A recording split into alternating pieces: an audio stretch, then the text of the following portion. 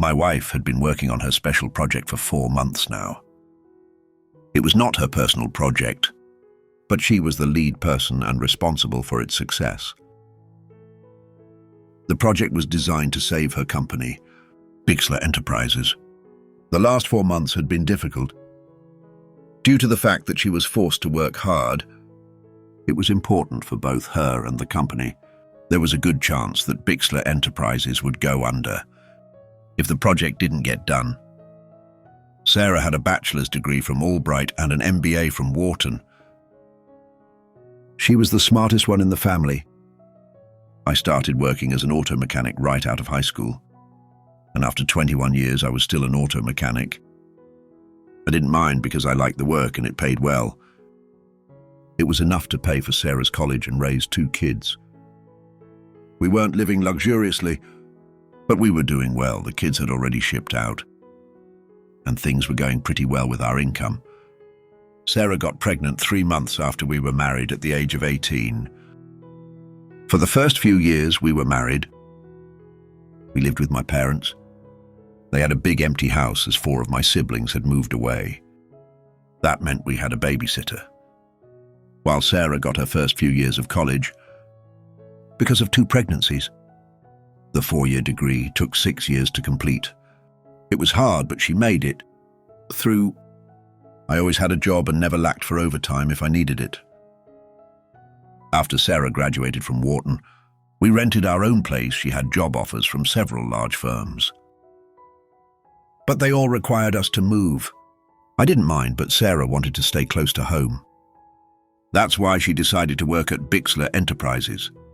It paid well, but most importantly, it gave her responsibility and the opportunity to advance. Sarah was a hard-working, dedicated employee. The presentation is Thursday at the Radisson Hotel in Philadelphia. I took a few days off work to assist her as needed. In the end, all I accomplished was making her something to eat when she got home. I didn't know anything about her job, nor did I want to know high-level corporate business bored me. Businessmen from Europe, Asia, and South America came here. The company paid for their airfare and provided rooms at the Radisson Hotel while they were here. It was expensive as hell, and from some of the things Sarah had said, the company was overestimating its finances.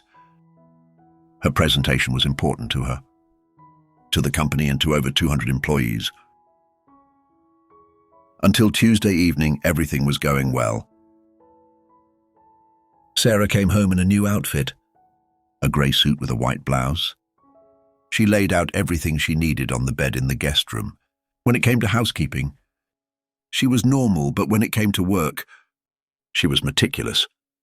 I didn't understand why she needed to pull out her fancy underwear, but I didn't say anything. In addition to her suit for the presentation, she had several cute little cocktail dresses for social events before and after the event. I had always avoided such events, but felt obligated to go with her if she wanted me to. She thanked me for the offer, but said it wasn't necessary. All the materials and equipment she needed were neatly stowed in the trunk of her Volvo. Before she left work, she drove the car herself. To make sure everything was in perfect condition, she had all day Wednesday to get ready, and all evening Wednesday to socialize with her guests. Sarah was so good at what she did that I felt it would have been better if I had just stayed away from her. Finally, she was done. She had checked and double-checked everything. All she needed now was a hot shower and a good night's sleep. I guess my mistake was that I started checking her stuff after Sarah started showering. I thought I was helping, but it turned out to be the opposite. I was shifting things on the bed when a small white envelope fell out of the side pocket of her makeup bag.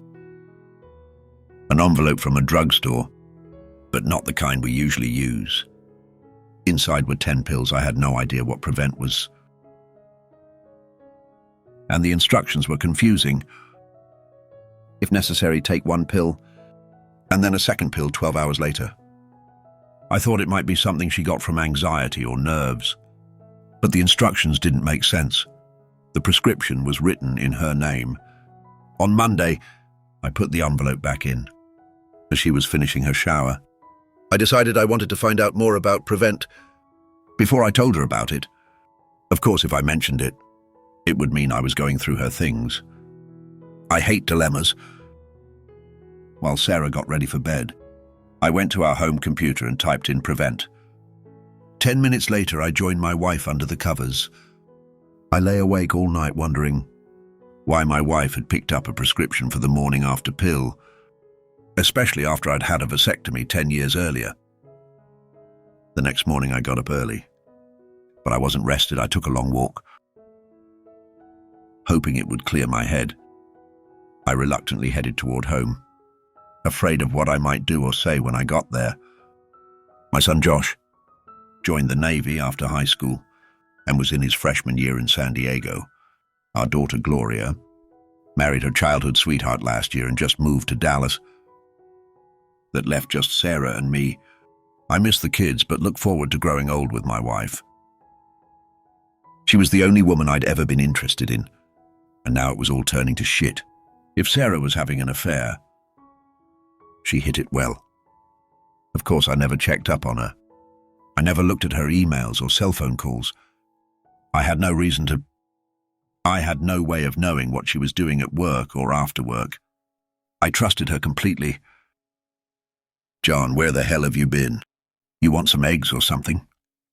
"No, just coffee." I wasn't feeling very talkative. "What's wrong, honey?" "It's only for 3 days. You can come if you want, but you'll be bored to death." "No, I really don't want to go, but I hate leaving you alone. I worry when you're not here." "That's very sweet, darling. But it'll be all right. I'm not going to leave the hotel all this time. I'll spend most of today making sure the conference room is ready, and tonight I'll have a nice chat with our potential clients. Tomorrow I probably won't even get a chance to pee. I'll be home as early as possible on Friday. I promise you a great weekend. If you know what I mean, that all sounds good. But you can't blame me for worrying. I'm an auto mechanic and I have a beautiful and successful wife. Sometimes I get the feeling that you're less interested in advancing your family situation than you are in advancing your career. Stop it, damn it, John. I've always respected what you do for a living and never pointed out otherwise. You raised 2 great kids and put me through college. You are a great husband, a great father, and a good provider. And never forget that." I finished my coffee while she cleared the table. "Do you want me to call you?" "No, that's not a good idea. I'll have my cell phone off, and I'm going to turn off my room phone for the night. So I can get some sleep, I'll call you every chance I get." I helped her load the car. She was as fussy about it as she was about everything else work-related. It would take her 3 hours to get to the Radisson Hotel. I stood on the porch and watched her leave. I didn't bother asking her about the pills. I spent the rest of the morning on the porch. I don't remember ever worrying as much as I did now. I felt small and insignificant. I felt out of my league. I was a small-town guy with a mediocre job and a successful wife. It was a mismatch.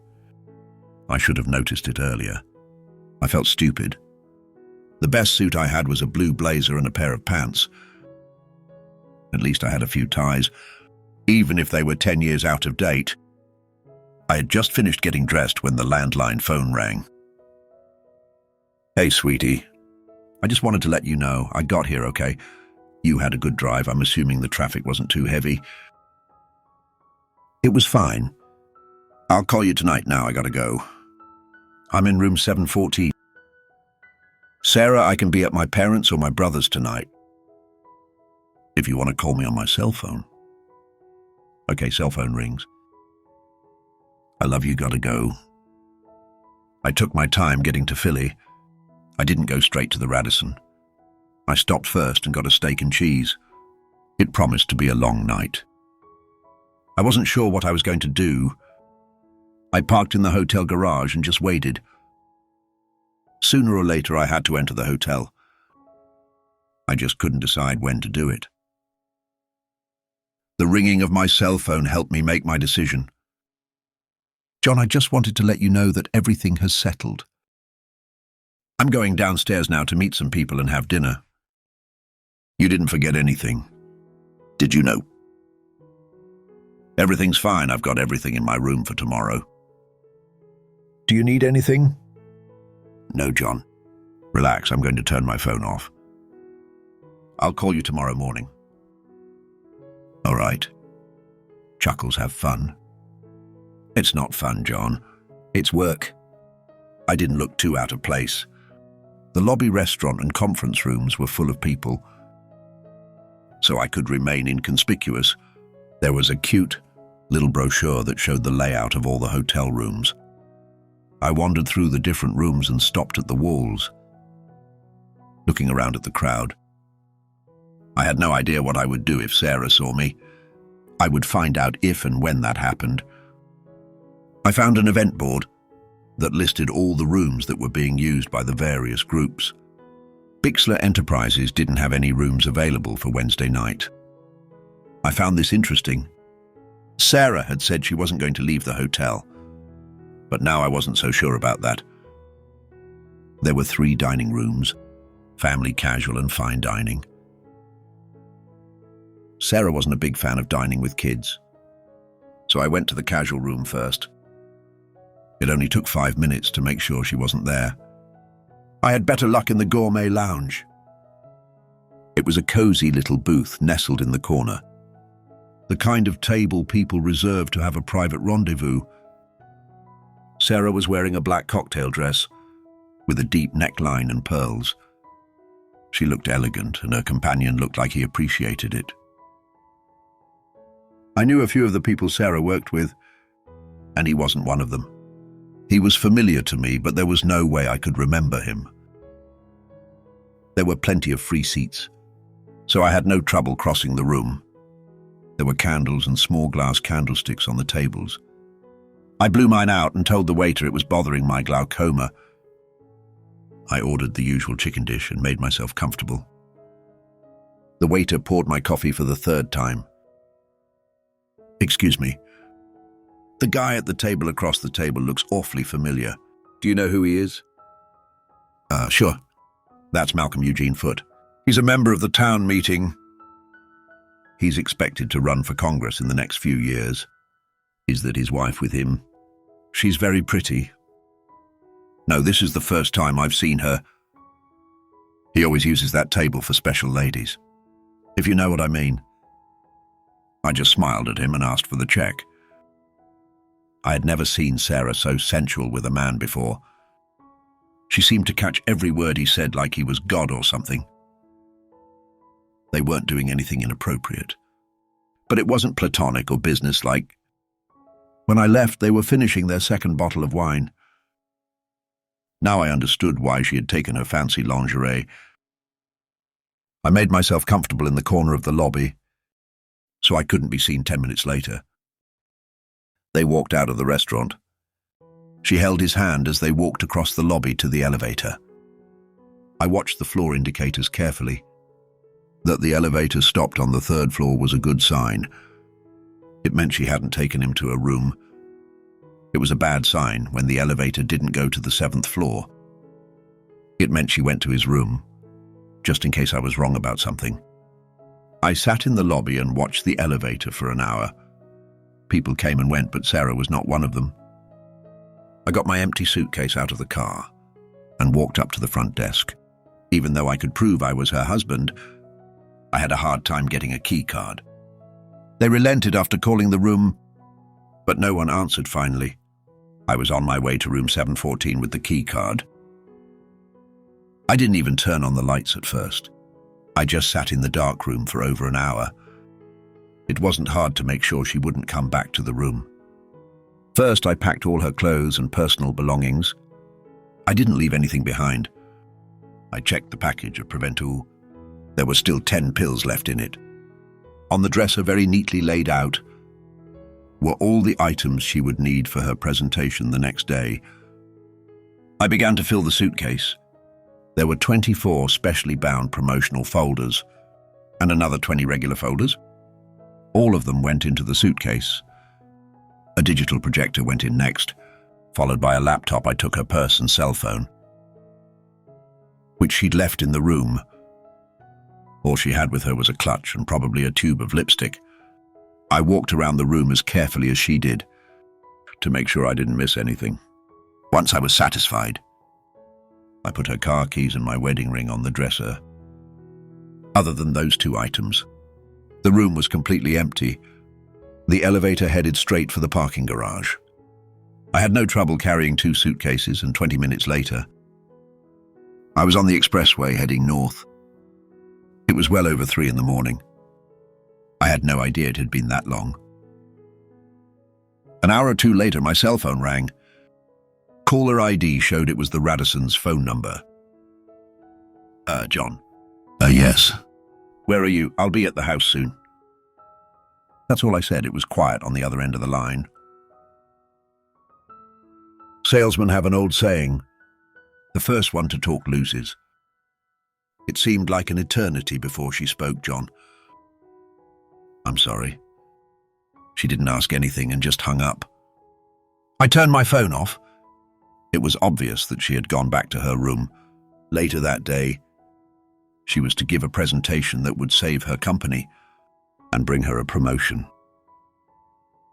I put the suitcases in the attic of the garage. Sarah never went there and never thought to look for anything there. Of course, at this point, I'm pretty sure it didn't matter. First, I gathered all my clothes and personal belongings. Most men have their own tools. It's usually a requirement for the job. I stopped by the store, loaded mine into the Subaru, and picked up my last paycheck. By then, the banks were already open. I didn't have to do any fancy money and asset manipulation. I just withdrew all the money from my accounts. I had lunch in Hagerstown, Maryland. I had enough money to live on for a few years, but I knew I would be looking for a job very soon. Sarah and I were alike in that we both loved to work. I'm going to miss her. I killed a couple hours in the Luray Caves and rented a room near Whiteville. I had no idea what I was going to do. It was Saturday, and I found myself sitting at the Chattanooga Aquarium, watching nature I had never seen before. I spent a few hours just relaxing and decided it was a good place to be. I bought a year pass to the aquarium, and by dinner time, I had a place to stay. It was a mobile trailer in the park, but it was furnished and cheap. I didn't need much first thing Monday morning. I was going to get a job. A good handyman can always get a job, especially if he's willing to work hard. I could remain inconspicuous until it was time to renew my driver's license. Or car tags. I'll worry about them when the time comes. Sunday afternoon, I called Gloria. I felt obligated to let her know what was going on. But Sarah had already told her. She was pretty frank with Gloria about what happened. She said she cheated. I caught her. I left and she lost her job. I felt bad that she lost her job, but that was the price she had to pay. I asked Gloria to tell Josh what was going on. The next time she talked to him, I also told her that I would call about once a month to check on how things were going. I didn't tell her where I was. By noon the next day, I had a job. It was actually a short walk from the trailer park, with the Waffle House about halfway there. What more could a man want?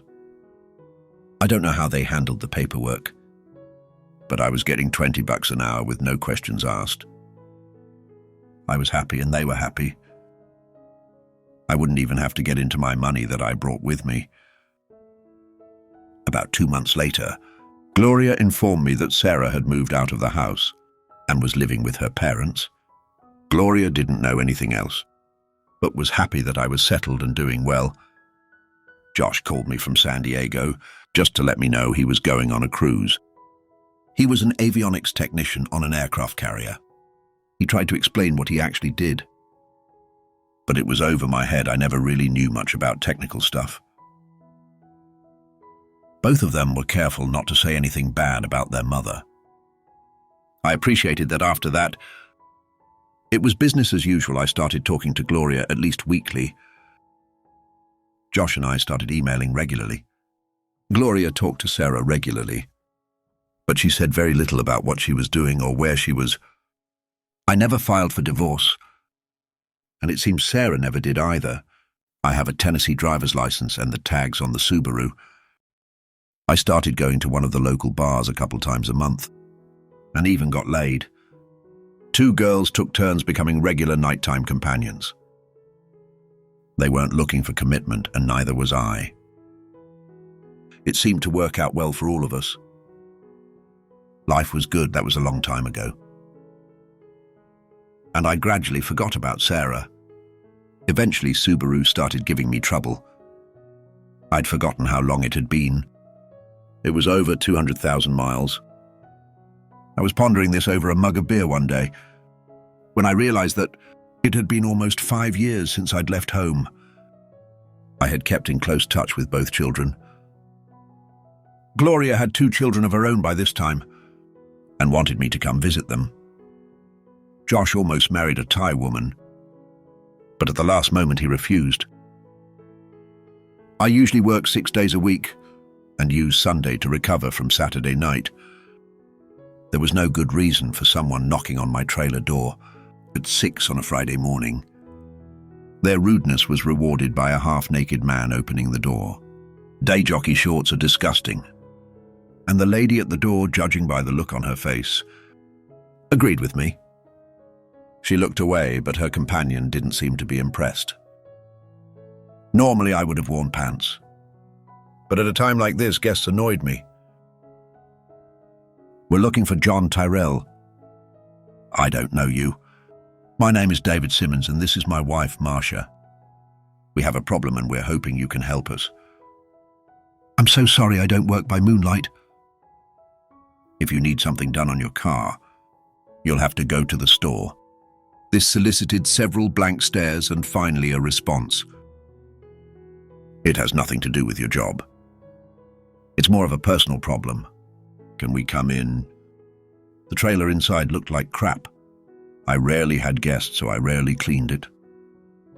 Even my girlfriends insisted we go to their place. "Be my guest. Let me put on my pants real quick," as I entered the bedroom. I left the door open just to show them what a welcoming host I am. "I also put on a shirt. Would you like some coffee?" "It'll only take about 10 minutes. I moved some things off the couch so they could sit down. There was no answer to the coffee question. "We have an adopted daughter of 4 and 2 years old who needs a bone marrow transplant, and we are hoping you can help us. We are willing to pay you if needed." "Buy my bone marrow, no. We want to use it, and we're willing to compensate you for any inconvenience." "I think you want to buy it." I was acting like a wise ass, and I suddenly realized it. These people were serious. They had a real problem, and they were looking for help. "I'm so sorry. I didn't mean to interrupt. Please continue. Our best chance of finding a donor is next of kin. You're our best hope." "Watch this. I don't mean to be a smartass, but I think you got the wrong guy. When was your daughter born?" "She'll be 5 years old in July." Marcia Simmons spoke for the first time, and she sounded sincere. "I hate to be the bearer of bad news, but I had a vasectomy 15 years ago. There's no way I could be her father." "Why was your name on the birth certificate?" "I can't answer that. Maybe you should ask her mother." That statement was met with silence. I felt sorry for these people, but I didn't know how to help them. "What's the mother's name?" "Sarah Louise Turrell." I couldn't find the words. Maybe I shouldn't have taken those damn pills from her. Of course, then those people wouldn't have a daughter at all. I thought I was done with grief. And here it is again. Old memories of my wife, having sex with that damn Philadelphia politician. I was starting to forget it all. And now it was back, God damn it. I now understand and apologize for my rudeness and insensitivity. I will do everything in my power to help you. First of all, why can't Sarah get a bone marrow transplant? Medically, she can't. Why not? She's a mother. She has to be a worthy donor. Oh, she's a suitable donor. But she's too sick. The doctors refuse to even consider using her. Sick with what? She's dying of liver failure. She's got less than 6 months to live. This doesn't make any sense. She's always been in perfect health. Besides, I don't believe a diseased liver will prevent her from donating bone marrow. The hospital won't accept her signature on the consent form. Are you saying there's something wrong with her head? They both looked at me in silence. They knew the answer, but they didn't want to say it at that moment. I didn't want them to feel even more awkward. 10 minutes ago, I didn't care about them, but now I felt like I had to protect them and help them. How did this happen? Could any of my kids help? Maybe, but we thought you were our best hope. Why don't you go after your father? Your real father? We thought it was you. We have no idea who else it could be. Sarah didn't tell us anything about another possible father. In fact, she was in no condition to explain anything. Marcia added, we got most of our information from the adoption agency. I had to get coffee and take a leak. Excuse me for a moment. I left my guest sitting there while I brewed the coffee. It only took a few minutes. While it brewed, I did a much-needed morning pee. I tried to be discreet. I'd embarrassed Marcia enough already. Where do you live, Westchester, Pennsylvania? I'll make you a deal if I tell you who your daughter's real father is. You have to promise me you'll pursue him relentlessly until you get what you want. What are you talking about? Your daughter's father is a prominent politician in Pennsylvania. He will, of course, deny everything, and will probably provide you with legal documents to stop your efforts if you agree to push hard enough to get him to admit that the child is his. You can shame him into getting a bone marrow transplant. That's what you want, right? Yeah, sure. But how do we do that? I don't know. I'm a mechanic. I work metal for a living. I think the best way would be to use television, radio and newspapers. Politicians will do anything to avoid bad press. Do you have any friends who might be able to help? Well, now they were both smiling. I must have said something that gave them hope. I think we can do this. Who the hell is he? Malcolm Eugene Foote. He's running for US Senate. I bet he'll do anything to avoid bad publicity. Coffee was ready, but David and Marcia couldn't wait to get home. Before they left, I told them how to contact Gloria and Josh in case they needed them. I was sure they would help. I also had them tell me where Sarah was. I would most likely be in Pensacola before they even got back to Westchester.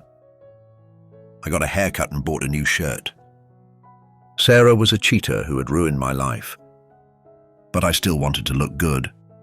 When I saw her, it was another trailer, but this time it was a nice new double.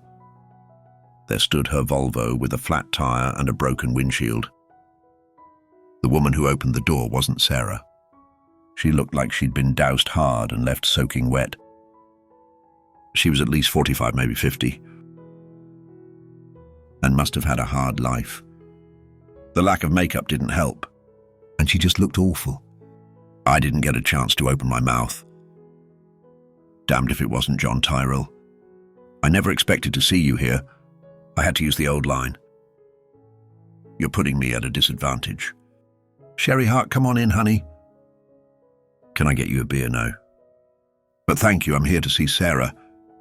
Sherry walked across the room and stopped at the buffet in the dining room. Here she is, John. Look all you want. Her hand pointed to a brass urn that stood in the middle of the empty buffet. I guess I was too late.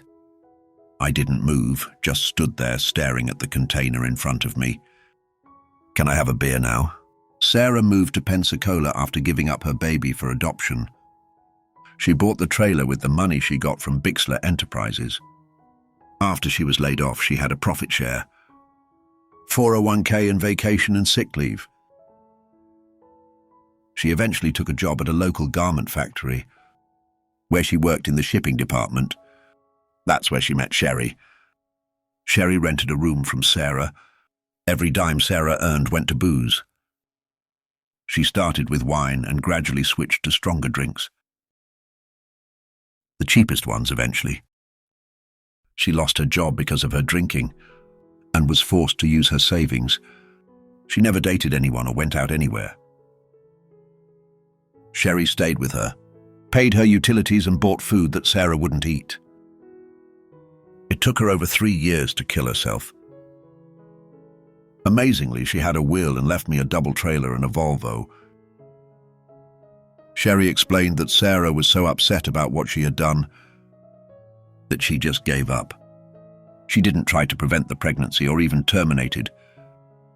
The adoption had been arranged months before the baby was born. She never went back to work except for the black job. She did poorly. Sherry said that Sarah didn't seem to have any ambition or purpose in life. Sarah talked about me a lot but was afraid to try to contact me. Gloria gave her my number, but she never called me. It was as if her one-night affair had hurt her, more than it had hurt me. I was there for 2 weeks, and then I sold Sherry's trailer for $1 and got $1,000 for the Volvo. 2 days later, I was in Westchester visiting my new friends. David and Marsha Malcolm Eugene Foote resisted at first, but David and Marsha turned the screws until he gave in. He insisted on DNA tests, which proved he was the father. To save face, he was more or less forced into a bone marrow transplant, which was successful. Malcolm's political career and family life did not make a favorable impression either. His decline in the polls was so rapid that the party replaced him with another candidate. A few months before the election, his wife filed for divorce and was very public about it. Sarah and I are now traveling to Dallas to see Gloria and my grandchildren. I don't know how long I will keep Sarah with me. Probably until I have someone